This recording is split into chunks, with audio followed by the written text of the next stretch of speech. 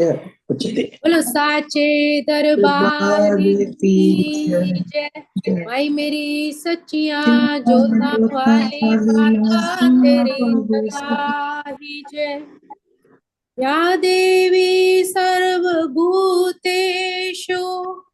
मातृरूपेण संस्थिता नमस्तस्यै नमस्तस्यै नमस्तस्यै नमो नमः। मैया का ये रूप सुहाना लगता है, भक्तों का भी दिल दीवाना लगता है। ओ मैया का ये रूप सुहाना लगता है, हाँ लगता है, भक्तों का भी दिल दीवाना लगता है। पल भर में भर देती है झोली मैया, पल भर में भर देती है झोली मैया। इनसे तो रिश्ता पुराना लगता है। ओ मैया का ये रूप सुहाना लगता है, भक्तों का भी दिल दीवाना लगता है। लाल जोड़े में सजी है चांद सी मैया, खूब गहनों में लगे है प्यारी सी मैया। वो लाल जोड़े में सजी है चांद सी मैया, खूब गहनों में लगी है प्यारी सी मैया। इनका तो मुखड़ा सलोना लगता है, लगता है, वो इनका मुखड़ा तो सलोना लगता है, भक्तों का भी दिल दीवाना लगता है। हो मैया का ये रूप सुहाना लगता है, भक्तों का भी दिल दीवाना लगता है।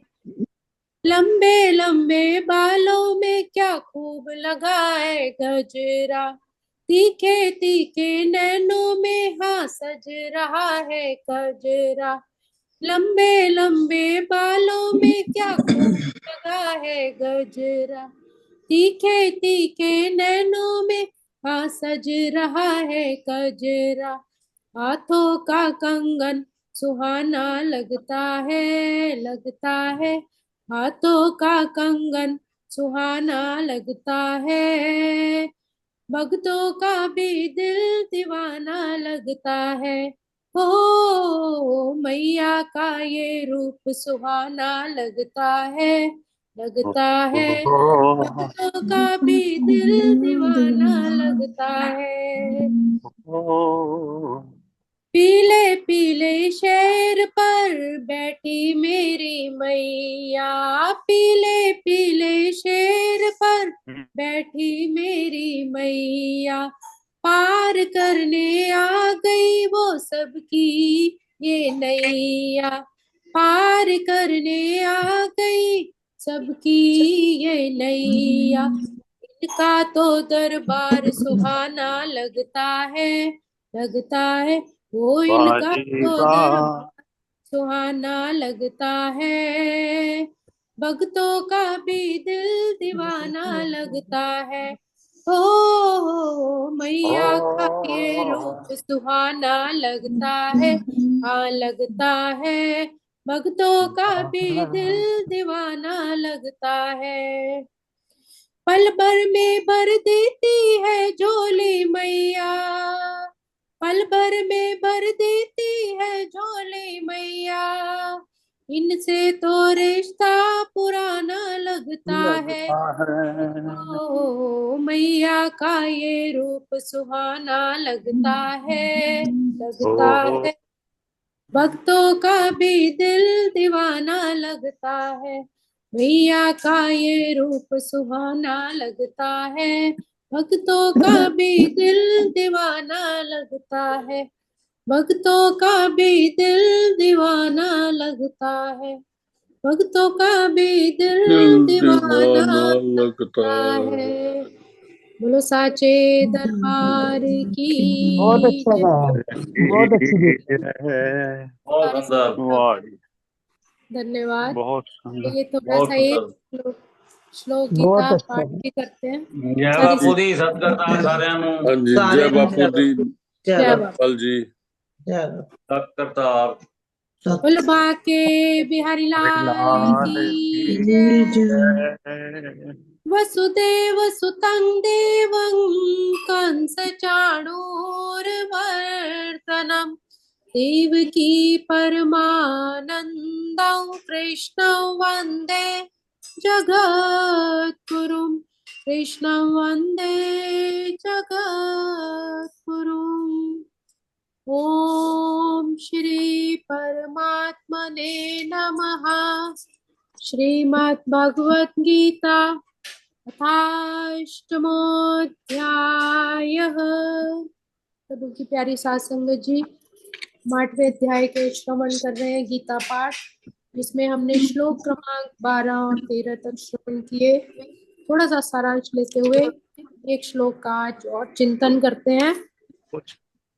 पिछले श्लोक में भगवान ने अपने मुखारबिंद से बताया कि जो योगाभ्यास के लिए सबसे पहले अपनी इंद्रिय भोग के द्वारों को बंद कर देते हैं, अर्थात अपने नेत्र, कान, नाक, जीभ, स्पर्श इनको पूर्णतः वश में करके इंद्रिय तृप्ति में लिप्त होने नहीं देते, केवल अपना मन परमात्मा के चरणों में लगाते हैं, प्राण वायु को ऊपर उठाते हैं, तो ऐसा करने से वो मुझे ही प्राप्त करते हैं। किंतु सबके लिए ऐसा कर पाना अंतिम समय में संभव नहीं, तो इसलिए नाम जप की महिमा सबसे उत्तम बताई है कि कृष्ण भावनाव्रत नाम की यदि निरंतर स्मरण किया जाए तो उसका मन भी जो विचलित हो जाता है वो अविचल दिव्य समाधि में बने रहने में सुगम हो जाता है।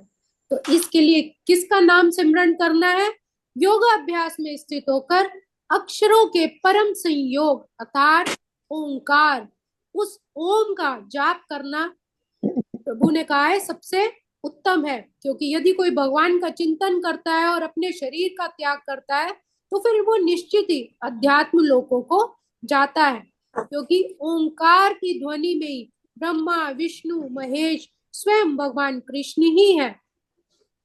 अतः यदि कोई हरे कृष्ण कृष्ण कृष्ण हरे हरे, हरे राम राम राम हरे हरे, किसी भी जो सबसे अच्छा लगे उत्तम मंत्र का जाप करते हुए अपने शरीर को त्याग करता है तो निश्चित ही परम पिता परमेश्वर की शरण में जाता है, और जो ब्रह्म को याद करता है फिर वे स्वयं ही ब्रह्म ज्योत में लीन हो जाते हैं। अब अगला श्लोक, श्लोक क्रमांक 14। अनन्य चेताः सततं यो मां स्मरति नित्यशः तस्याहं सुलभः पार्थ नित्ययुक्तस्य योगिनः। अनन्य चेता से भगवान यहाँ अपने मुखारबिंद से अर्जुन के माध्यम से हमें समझा रहे हैं कि जो अनन्य भाव से निरंतर अविचल मन से मेरा स्मरण करता रहता है, मेरा ही नाम जपता रहता है, उसके लिए मैं सुलभ हूँ, उसको मैं बहुत ही आसानी से बड़े प्यार से मिल जाता हूँ, क्योंकि वो मेरी भक्ति में लगातार प्रवृत्त रहता है, लगातार दिन रात मेरा स्मरण करता रहता है। तो इस श्लोक में उस निष्काम भक्तों द्वारा अंतिम गंतव्य का वर्णन किया है जो भक्ति योग के द्वारा भगवान की सेवा करते हैं। पिछले श्लोकों में जिसका वर्णन हुआ था आर्त अर्थात जो धन की इच्छा से, जिज्ञासु की इच्छा से या ज्ञान प्राप्त करने की इच्छा से, किसी भी इच्छा से अगर परमात्मा का किसी भी तरह नाम लेता है तो अवश्य ही परमात्मा का प्रेम, उनका स्नेह मिलता है।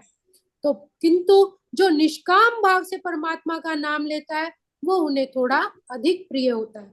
मुक्ति की विभिन्न विधियों का बताया है, कर्म योग, ज्ञान योग, हठ योग। कर्म योग अर्थात कर्म करते हुए परमात्मा का सिमरन करना, ज्ञान योग अर्थात निरंतर बड़े बड़े अध्याय स्वाध्याय द्वारा उस मालिक को प्राप्त करना, हठ योग, अंग योग की जो विधि बताई है। तो कोई भी विधि हो तो भगवान के लिए जाने का मार्ग केवल परमात्मा की हो रही है, किसी भी विधि से किया जाए वो सारे रास्ते उस परमात्मा की ओर ही जाते हैं। किंतु इस श्लोक में शुद्ध भक्ति योग का वर्णन किया गया है, जिसमें ज्ञान कर्म हठ का मिश्रण नहीं, शुद्ध भक्ति अर्थात केवल और केवल उस परमात्मा का ही सिमरन। भक्ति योग में भक्त कृष्ण के अलावा और कोई इच्छा नहीं। शुद्ध भक्त तो ना तो स्वर्ग जाना चाहता है, ना ही ब्रह्मलोक को जाना चाहता है। वो तो केवल भव बंधन से छूटकर उस परमात्मा की शरण में ही जाना चाहता है। एक और जहाँ ज्ञानी योग कर्म योग हठ योग अपना अपना स्वार्थ चाहते हैं, वहीं पूर्ण भक्त निरंतर जपने वाले भगवान को प्रसन्न करने के अतिरिक्त और कोई इच्छा ही नहीं होती। वो चाहते हैं कि हम जो भी नाम सिमरन ले उसमें सिर्फ परमात्मा की खुशी हो। अतः भगवान कहते हैं कि जो एक निष्ठ भाव से मेरी भक्ति में लगा रहता है, वो सरलता से ही फिर मुझे प्राप्त हो जाता है, वो मेरा ही बन जाता है। भगवान के अनेक अवतार हुए हैं, राम कृष्ण शिव गणेश सूर्य, किसी भी रूप को वो चुनकर किसी एक को, केवल एक को उसी की प्रेमा भक्ति में अगर मन को दृढ़ कर ले तो वे ऐसे भक्त को अनेक समस्याओं का सामना नहीं करना पड़ता और इस तरह वो उनकी सरल शुद्ध भक्ति से परमात्मा को ही प्राप्त हो जाता है। भगवान सभी पर कृपा करते हैं क्योंकि ये सब कोई अनन्य नहीं, केवल एक परमात्मा ही है। जो अनन्य भाव से उनकी सेवा करते हैं तो उन पर प्रभु विशेष कृपालु होते हैं। इसलिए हमेशा परमार्थ का कार्य करते रहना चाहिए, उनकी सेवा में तत्पर रहना चाहिए। ऐसे भक्त जो भगवान में पर्याप्त बुद्धि प्रदान करते हैं जिसमें वह उन्हें भगवत धाम में प्राप्त कर सके, क्योंकि मनुष्य के अंदर भक्ति जगाने वाला, उनमें बुद्धि सद्बुद्धि जगाने वाले भी स्वयं परमात्मा ही है। शुद्ध भक्त का सबसे बड़ा गुण है कि चाहे वह किसी भी देश में रहे, काल में हो, बिना विचार किए सिर्फ उस परमात्मा का चिंतन करता रहे। उसको किसी भी तरह का व्यवधान नहीं होना चाहिए। उसे कहीं भी किसी भी समय सेवा का कार्य करे तो भी उस मालिक का नाम लेते हुए करते रहना चाहिए। कुछ लोगों का कहना है कि भक्तों को वृंदावन जाना चाहिए या किसी पवित्र स्थान नगर में रहकर करना चाहिए, किंतु जो शुद्ध भक्त होता है चाहे वो किसी भी स्थान पर रहे, कहीं पर भी परमात्मा का नाम ले तो उसका सारा वातावरण वृंदावन ही बन जाता है। श्री अद्वैत ने चैतन्य महाप्रभु ने कहा था, जहाँ आप जहाँ भी हैं प्रभु वही वृंदावन है। वाह वाह, ये तो खुश करके देने वाली बात है। अभी हम तो ऐसा सोचते रहते हैं नंदाज और नंद वृंदावन से दूर हो गए, पर वाह वाह, ये तो मन में चैतन्य महाप्रभु ने कहा है कि आप जहाँ भी हैं हे प्रभु वही वृंदावन है। बहुत अच्छा। आज के श्लोक को हम यही विराम देंगे। ओम श्री कृष्णार्पणमस्तु। भजमन नारायण नारायण नारायण, श्रीमन नारायण नारायण नारायण, भव से तारायण तारायण, श्रीमन नारायण नारायण नारायण, स्वामी नारायण नारायण नारायण। कृपा के बिहारी लाल की जय, सतगुरु महाराज की जय। थैंक यू संगीता जी, बहुत प्यारा, बहुत आनंद आया। संगीता